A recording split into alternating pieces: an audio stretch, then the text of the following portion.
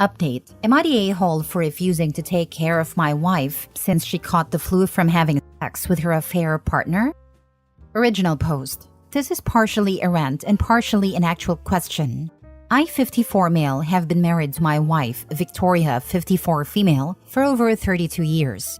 We have 3 adult daughters and 1 adult son. Early this year, she started menopause. I loved her and supported her throughout this difficult time. She said she didn't want to have sex because she felt like she's fat and ugly. I told her she's beautiful, and I was patient with her as she said she didn't want to be intimate. It was only since this month that she wanted us to be intimate again. I thought things were getting better, until I saw a condom wrapper in our bedroom.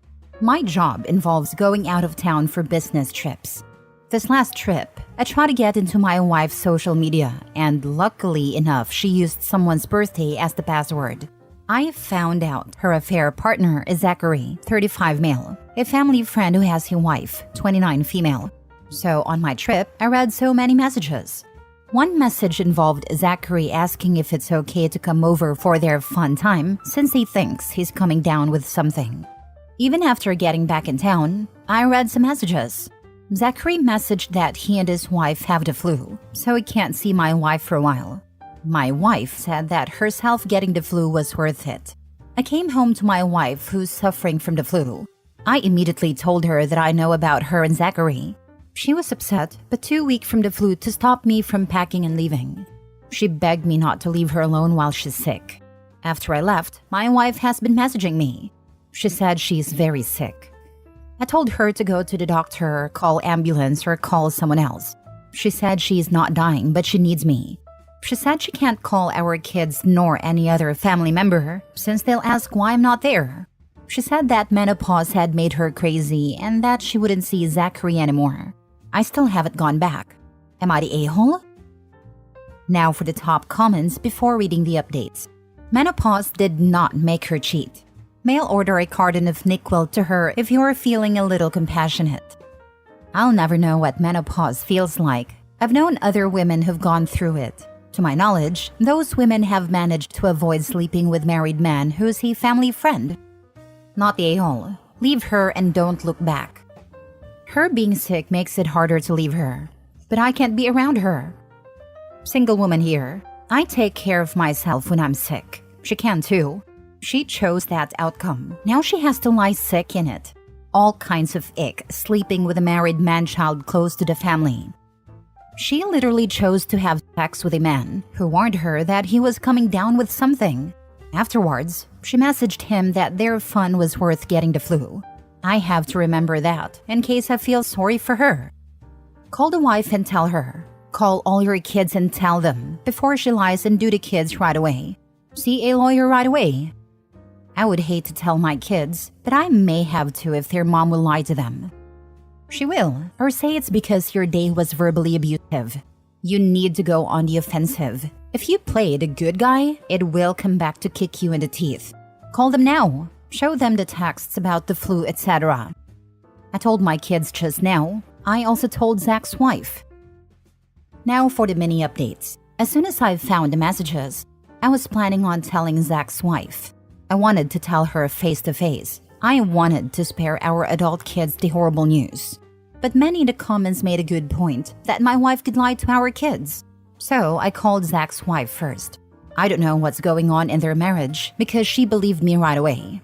I called my kids and talked to them like a conference call. I had to unfortunately send some proof to them. I didn't go overboard, just enough for them to believe me. Obviously, they're all upset. I tried to keep it together as I don't want to vent about their mother to them. Mini update 2. Zach's wife has been messaging me last night and this morning. She was planning on leaving Zachary anyway because Zachary was sleeping with 2 other women. But the fact that Victoria is a married woman who is like a family member speeds things up. Zach's wife made Zachary leave the house. Also, all my kids have called their mother. They're not buying any of their mom's excuses. They all want me to divorce her. Update 3. The answer was obvious, but I needed other people to tell me, so I didn't stupidly go back to my wife. Thank you for those who commented on the first post. I had made 2 edits on a first post explaining some stuff that happened after I posted. To just briefly touch on those edits, Zach's wife and my adult kids know that my wife Victoria had an affair with Zachary. Zach's wife kicked him out of their house. All kids are on my side and they want us to divorce. I talked to a friend who's a major divorce attorney for the 3rd time. I've given her a lot of evidence so she can decide what she can use. She did say that I should be careful with what I say online, especially not to use Victoria's and Zachary's real names. Our kids, especially our eldest daughter, are pressuring their mom to make this a quick and easy divorce. A lot of people who commented said I was being too nice to my cheating wife. I'll show some pettiness by letting everyone here mock all the excuses and minimizations she made for cheating. Menopause made her crazy. She felt fat and ugly. She felt like she didn't deserve me. Zachary came on to her first. She wanted to make sure a man can be attracted to her without him being obligated to because she's the mother of his children. She had sex with Zachary to make sure she can still have sex. She says Zachary didn't mean anything to her. I'm overreacting because Zachary is a family friend and not a family member. Zach's wife isn't like a daughter to us. She didn't betray a woman that's like a daughter to us. Other husbands have forgiven their wives when the wives cheat. If I had sex with a younger woman during a midlife crisis, she would have forgiven me. We have 4 kids. We've been together for so long. I promised to love her in sickness and in health. She felt like she didn't deserve me. I mean, she ain't wrong. Some people will go to great lengths just to always be right. Her excuses are disgusting. Good for you for seeing through her BS. Menopause doesn't make you cheat. If she felt fat and ugly, then that's something to work out in therapy or with you. I think she almost ran a full list of made-up excuses, except for the mind-controlling aliens excuse. It's interesting how she's refusing to acknowledge any harm she did to the other wife. Zach's wife is someone Victoria and I watched grow up. She was like a niece. Our eldest daughter was the maid of honor at their wedding. The fact that she feels no remorse for the pain she inflicted on another woman is telling. It's all me, me, me, me. I felt sad, I felt ugly, I felt old, me, me, me. What about the other woman?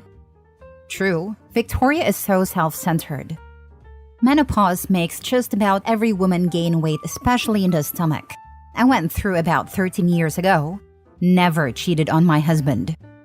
My eldest daughter didn't appreciate it when my wife said that when she goes through menopause, she'll understand.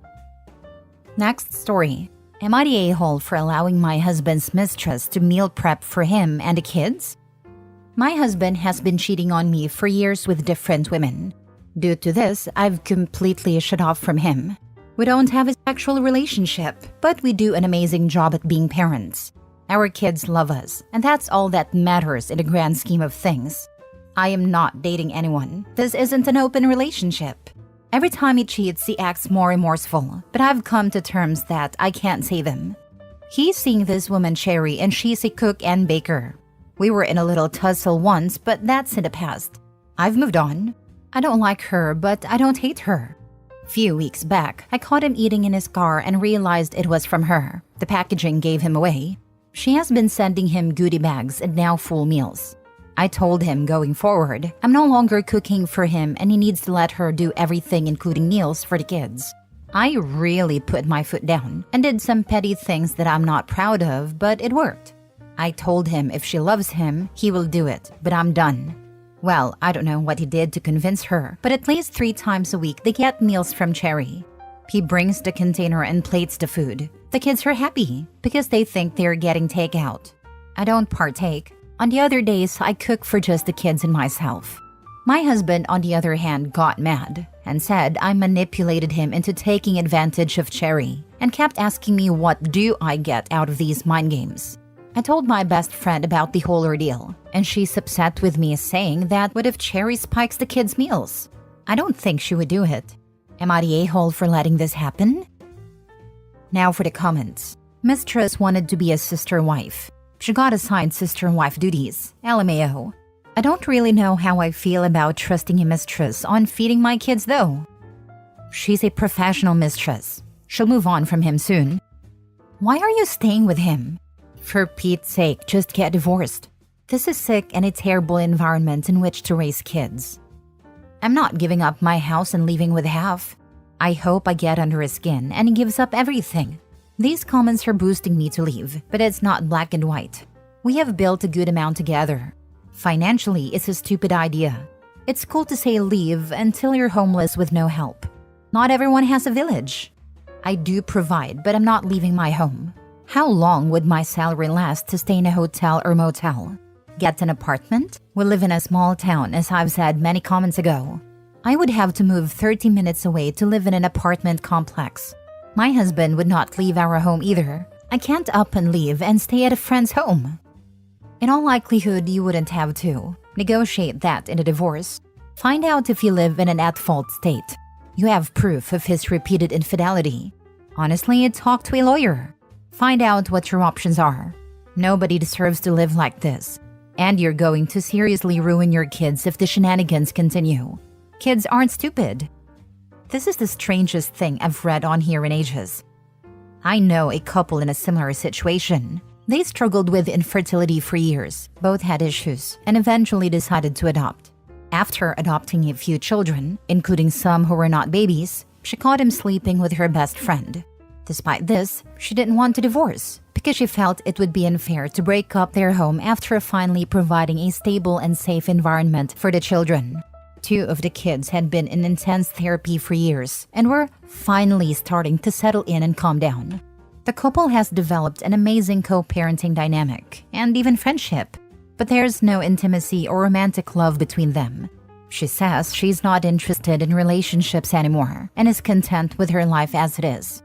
The husband, however, isn't as happy. He misses having a loving relationship with her, but he knows there's no going back. He stays because he doesn't want to disrupt the children's lives. It's unusual to witness, but I respect that they've managed to keep things together for the sake of the kids. They don't fight at all. Last story. Am I the a-hole for leaving my husband after he won a large sum of money? My 32 female husband, 36 male, was in a work accident several years ago, and he won a court case in which he was awarded a sum in the multi-millions. My husband and I live in the US and have been struggling for years, especially since his accident, since he hasn't been able to work a job in his specialty since. He's mainly been working minimum to low-wage jobs because his degree and trade experience are in an industry his body can no longer work in.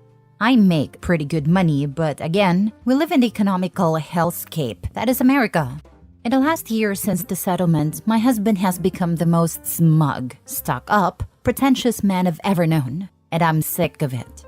Our friends and family aren't good enough for us anymore because now we have money. Our home and cars and clothes weren't good enough for us, and anyone with a small house, paid-off car, or mall clothes was sad and depressing. He judges people hard, and he is not quiet about it. He is mean and rude to the people we interact with. Of course, we got nicer things when he received his money, but he was adamant on luxury things. And to him, anyone who doesn't live in a mansion on the hills with a Lamborghini and Gucci shoes is embarrassing. He gets upset with me for not wanting to spend crazy amounts of money.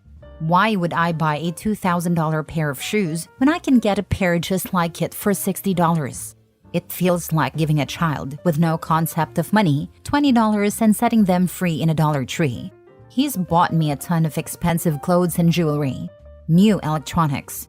He pays for high-end spa days and even bought me a new car. I feel like an ungrateful woman for saying this, but I don't really like the gifts. Nothing is my style or taste. He's buying it just because it's expensive. My husband harasses me daily to quit the job I love and says that I make us look bad by working and making us still look poor. He gets upset if I want to go to the same chain restaurants we've always liked, Buffalo Wild Wings, Jack in the Box, etc., instead of 5-star Michelin steakhouses and sushi places because we can afford it now. He's even gone as far as trying to push me towards plastic surgery because we can't afford it, so why not? He suggested a boob job, BBL, lip filler, and at one point, that surgery where they removed the bottom rib. I feel like he's starting to think I don't look good enough for him and our new lifestyle. We've gone to couples therapy, but his attitude isn't improving. It's even gotten worse, and I'm miserable. This is not the man I married. I don't want to have kids and raise a family with him, but I'm afraid that if I leave, everyone will cry gold digger. We married when we were young and broke, and didn't consider a prenup because we had nothing. Dumb, I know, but we were kids. Am I the a-hole? No, leave him. He's going to blow through that money soon enough. Keep all the gifts and sell them once you are divorced. He's told you to get plastic surgery. If you don't, he will just cheat because he knows gold diggers will be after him. Yes, he will waste it all away. Get out and find peace and love. Leave.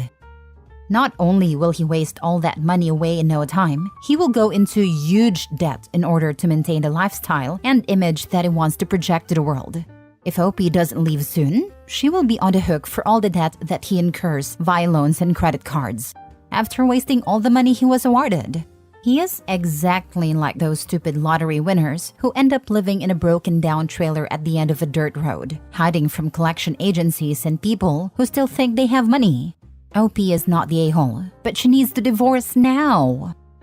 Not the a-hole. I would also be very afraid of that level of spending, in addition to him being an insufferable prick. I mean, multi-million sounds like a lot, but is it 4 million or 20 million? In general, you can live off investments, assuming the money is invested, but the rule of thumb is 4% of the amount, if you want the money to last. And you need it to last. You guys are young. Let's say it is $5 million. That means the 4% amount before taxes is $200K a year income. This equals roughly $141K a year after taxes. That is not Gucci and Lambo money. You know, most lottery winners are broke after a couple of years, and it sounds like your husband is on the same path. I would make sure you are saying in counseling that you are not enjoying things just because they are expensive. You liked your old life, minus the financial stress. You liked him when he enjoyed his simpler things, and you want him to stop acting like an entitled a-hole.